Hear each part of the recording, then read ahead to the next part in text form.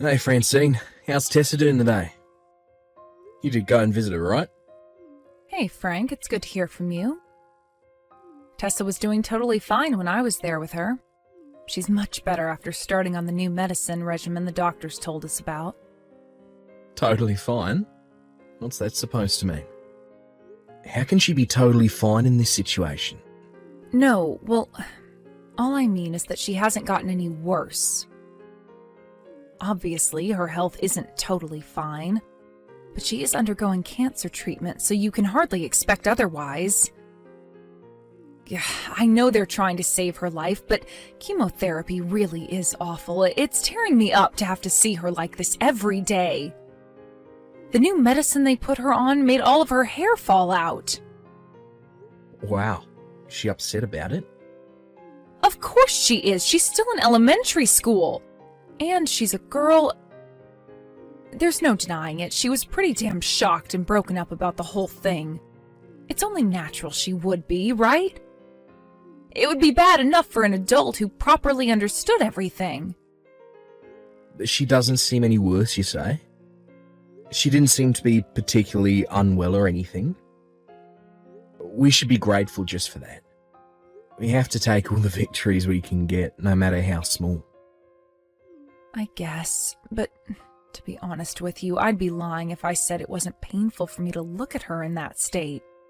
Her pillow was covered in hair that had fallen out. She's putting on a brave face and pretending she doesn't care, but I'm her mom, and I can tell she's hurting inside. Couldn't take seeing my little princess like that. I had to get out of there, Frank. I left the ward. You did what? You knew this would happen, damn it. The doctors told us her hair would start falling out after the chemo started. It's never going to be a pleasant thing to see, but how could you not have been prepared? It's only natural she'd be shocked after losing her hair. What the hell do you think seeing her parents freak out is going to do to her mental state? She's already vulnerable as it is. She needs us now more than ever. And you left her there? I know that. But it's gonna keep falling out, and quickly too. Before we know it, she won't have any hair left. I can't bear to see her like that. It was horrible. No, of course it's horrible. But don't get me wrong, babe. I totally understand how you feel. But we can't bury our heads in the sand. This is happening, Francine, whether we like it or not.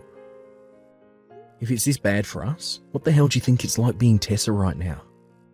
I understand what you're saying, Frank. Ugh. Oh my God, Frank. How long are we going to have to carry on like this? What did she do to deserve this? Why does our poor daughter have to suffer so senselessly? Believe me, I'd love to know the answer to those questions myself. I'm sorry.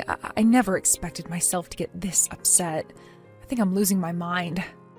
If I start taking things out on you, everything will be totally hopeless. You're exhausted from being with Tess all the time, right? It must take a lot of mental stress to keep yourself composed, seeing her that way. I haven't been able to get to the hospital due to my crazy work schedule, and believe me, I feel pretty crappy about that. It's fine, Francine. It's not a big deal. Really. Don't worry about me. I'm sorry. I said don't worry about me. Tessa is more important than me right now. Right. I wonder if she'll really be okay. I'm relieved she didn't seem any worse physically, aside from the shock of losing her hair, what with starting chemo and all. But it was so awful seeing her all broken up like that. You headed over to visit her with your mum and dad this weekend, right? I'll join you guys then. Let me try speaking to her. Let's see if her pops can't cheer her up a little. Right. But you know she hasn't shown much improvement at all since being admitted to the hospital. Don't say anything reckless that might freak her out or my mom out, okay? Of course I won't. But keep an eye on her for me until then, alright? It's bound to be difficult, but we need to be strong for our daughter's sake. She needs us now more than ever. Frank, why would you even say something like that? Didn't I tell you not to say anything reckless? My mom and dad are furious. I can't believe you said that to Tessa at all, let alone in front of my parents. Oh, that's funny, because from where I'm standing, none of what you're doing makes any sense. That's why I said it. I was wondering whether you'd make an absurd overreaction, and lo and behold, you are. What? This isn't the time to screw around, Frank. Start making sense. Thankfully, Tessa seemed to find your stupid little remark funny, so at least she's not upset, but... What kind of twisted sicko calls their daughter a baldy while she's on chemotherapy? I can't believe you. Come on, Francine. I didn't put it that bluntly, did I? I worded it more kindly than that, and you know it. But why would you need to say that in the first place? Heh, looks like you went bald, sweetie. Oh well. And to think you laughed, too. You're sick. Who says, oh well, to their freshly bald, cancer-stricken 6-year-old? Do you understand how much your foolish little remark just hurt our poor daughter? That poor girl, she is fighting cancer, and the last thing she needs is her own dad insulting her. Poor girl. Give me a break. The only thing upsetting our daughter is your attitude. Is that the way you treat her every time you visit? If I'd have known, I'd have said something earlier. God damn, my boss keeping me at the office does this all the time. My attitude? What the hell does that mean? All we did was visit her. I don't need to be lectured on how to behave around my own daughter by the prick who just insulted her while she lay in a hospital bed. You couldn't be more tragically mistaken. Or endlessly piling sympathy on her like she has hours left to live is what you guys call a visit. If that's the case, you and her parents need to stop visiting her immediately. All you're doing is hurting her by constantly reminding her about what she's going through and how unfortunate she is. You have no right to say that. Do you have any idea how hard it was for me to calm my parents down after you left the room? They even told me to divorce you. Let them say what they like. I don't care. Let me make this clear. You guys are the ones treating her like a pitiful, helpless victim. What's that supposed to mean? The way you're all huddled around her, wailing, oh, you poor, poor thing. It almost made me want to vomit. I felt like I was at a funeral. Good luck, sweetie. I mean, really. Randomly interjecting crap like, I know all your hair might have fallen out, but you don't need to worry about that one bit, into conversations about her favourite cartoons. You're supposed to be making her feel better, not worse. Stop screwing around with our daughter's emotions, Francine. All we're trying to do is stop her being upset. What's the point in trying to explain? An insensitive prick like you would never get it. Insensitive? That's rich coming from you. Are you completely oblivious to how much constantly reminding her she has cancer is hurting her? Why does she need you to bring up the fact she has no hair left every 5 minutes? You treat her like she's in a freaking casket already. It hurts to watch. You treat her like a hopeless victim. You act like you're already at her funeral. All you're doing is upsetting her. What are you suggesting I should say then? You've got some nerve to come at me with this crap despite you being the one who made mean comments about her hair. Mean comments? Please, did she even seem remotely upset by what I said? If anything, that's the biggest smile I've seen on her face in weeks. Do you have no idea what that means? This is pointless. I can't take it anymore. We may as well be banging our heads against a brick wall. I'll be staying at my folks' place tonight. I won't be coming home for a while. Do as you please. I don't want to see your face anyway. Hey, Pops. Did you and Mom have a fight? Hey, Tessa. What's up? What makes you think that? Well, Mom came to see me today, but she seemed way more down than usual. She looked really angry when I smiled at what you said yesterday. Ah, I see. I'm sorry, sweetie. Making you worry about me and your mum like this. It's fine, Pops. You don't have to apologize. But was it bad of me to smile? No, you didn't do anything wrong at all. Me and your mum just had a little difference of opinion. That's all. We were talking about you. About me? Yeah, about you. You know how much we both love you, right? Yeah, I know that. But, well, why were you fighting then? How to put it? You see, it's like this, sweetie. Since me and your mum both love and care about you so much, there are things that we feel so strongly about that we simply can't budge on them. Huh? This is difficult. I don't understand. Right, of course. Let me ask you this, Tess. Do you like your mum? Yeah, I love her. Right? Well, I love her too. But how would you feel if your mummy, who you did love, did something bad to your pops? I'd get mad and tell her to stop, 'cause I love my pops too. I want all three of us to be friends and get along. Well, that's how things are between me and your mum right now. We still haven't made friends yet. Which is why I want you to know you're not in the wrong here. When will you make friends? Right away? It'd be nice if we could make up right away. But to tell you the truth, I don't know myself either. Hey, Pops, you know when you said I was bald and laughed? I was happy. Oh, where did that come from all of a sudden? Ever since I got sick, Mom and the others have been making me feel so sad all the time. They act like I'm gonna die. I'm not helpless and I'm not gonna die. That's right, Tessa. You're not. You must hate being treated like that when you're working so hard to get better. You're the only one who doesn't treat me like some pathetic victim, Pops. That's why I'm super happy you're my Pops. That's right, sweetie. You're no victim. I just wish everyone else understood that. Sorry to bother you, Frank. Do you have time to talk right now? What's up? Is this about yesterday? Yeah, it's about yesterday. I thought maybe we could try talking things over again. Look, about that, I said too much myself. I was wrong. I'm sorry. No, you don't have anything to apologize for, honey. We were the ones in the wrong after all, right? What? Are you feeling okay? Am I hallucinating? You were furious with me yesterday. This evening, I got a call from Tessa. She told me why you got so mad. I think I more or less understand it now. From Tessa? Wait, she called you about that? Really? I see. She said us fighting was really hard on her.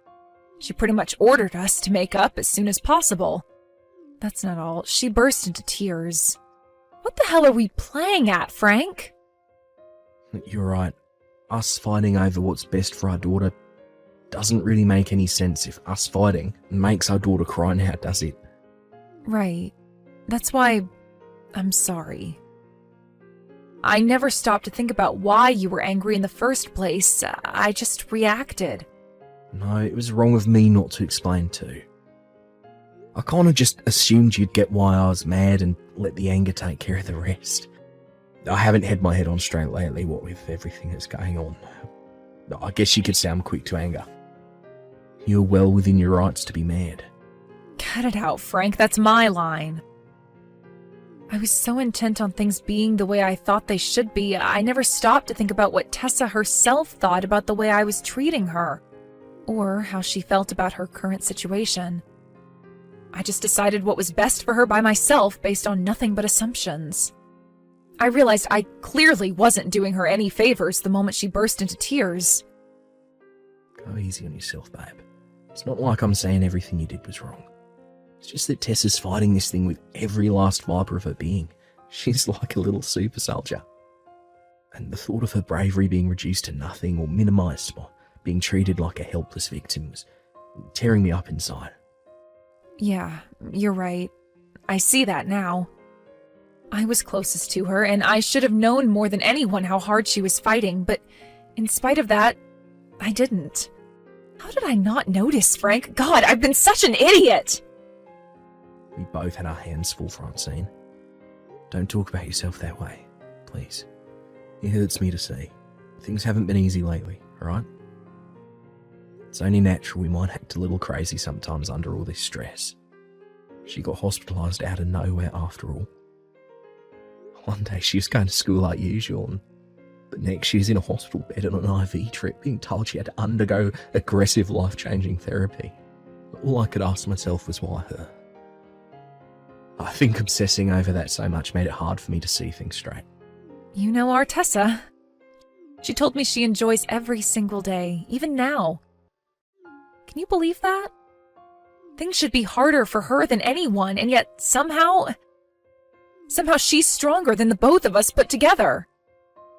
She said she was super happy about everyone visiting her together, you know. Me, you, and your parents. And that's not all of it. This one's really going to shock you. She even said she actually enjoys studying. Apparently she works on her textbooks and printouts from school every day in the hospital ward.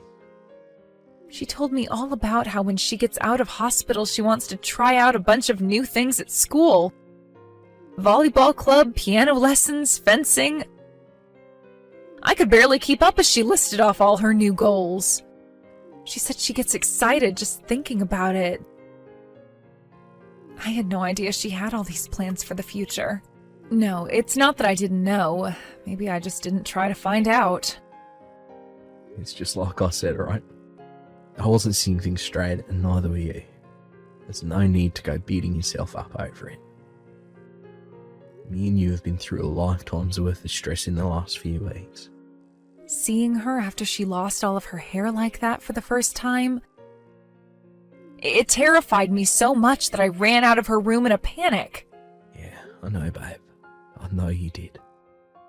She told me she wished I didn't do that. You just laughed it off like it was nothing when you saw her without her hair for the first time, right? She told me what you said. Who needs hair anyway? Hair is for chumps. She said your cheerful spirit made her so happy. She said she wished I treated her more like you did. I was totally blind to what she really needed from me. I really am a failure as a mom. That's not true, Francine. Don't say things like that. How is it not true? I know you just said we weren't seeing things straight, but even in spite of that, even in spite of all the stress, all the pain, all the heartache, and all the worry, you still managed to understand how she was feeling and what she wanted. But me? Nope. I failed her. I'm not fit to be a mother. If you're not fit to be a mother, why'd you get so mad at me? Because I was making nothing but hasty, superficial judgments. I only reacted to what you were saying instead of why you were saying it. In the end, I was only thinking about myself. I was so obsessed with the idea of being the perfect doting mother that I didn't stop to take the time to consider what our daughter was actually feeling. No, I was downright incapable of it. So why all the self-reflection and apologies now? If you're really incapable of thinking about what's best for Tessa, what's the point in beating yourself up with regret over what you did? Surely it couldn't be helped given the circumstance. Stop it, Frank. You know, don't you? You know I can't be the mother our daughter deserves. Stop trying to make me feel better. It just makes me feel more pathetic. Yeah. Doesn't feel great, does it? I'm glad you understand now. But tell me, Francine, why do you think Tessa was so beside herself with shock when her hair fell out? Because she's a girl, surely. But then... No, wait. I guess it must have been pretty damn shocking to see me, her own mom, dart out of the hospital room like a bolt of lightning when I saw how different she looked. It was wrong of me to do that, wasn't it? She said she was upset because she couldn't have the same hairstyle as her mum anymore. It was a shock to her. It made her feel down. Wait, what? She was shocked because she loves you, Francine. She loved having the same hairstyle as you. She was sad and down in the dumps because she couldn't anymore after losing her hair. Do you really think someone who says things like that could possibly hate you? Wow, she said that? Our Tessa said that? Yeah, sure she did. I just said so, right? She said that even when she felt sick, she was happy as long as you were there by her bedside to hold her hand. She was so grateful for how you made sure you were always there for her all the time, day in, day out. no matter what. But I was only there by her bedside. It's not like I really even did anything. I didn't even notice how she was feeling, damn it! Even just being by her side at such a difficult time is an amazing thing in and of itself, Francine. No matter how bad her symptoms got, no matter how much you wanted to bolt out of that door and never look back, you didn't. And you stayed by her side the whole time. Only a mother's capable of that. But is this really what's best for her? Someone like me being her mom? Who else is there aside from you? Let me make something. If you talk like this around our girl, she'll burst into tears on you again. She hates the thought of her mum not being around. Right. Frank, thank you. I am Tessa's mother. Of course you are. And we're both going to carry on being there for her, forever and ever. We're going to be there for her so much, she'll get frickin' bored of us. Because the three of us are a family. Me, you, and Tessa.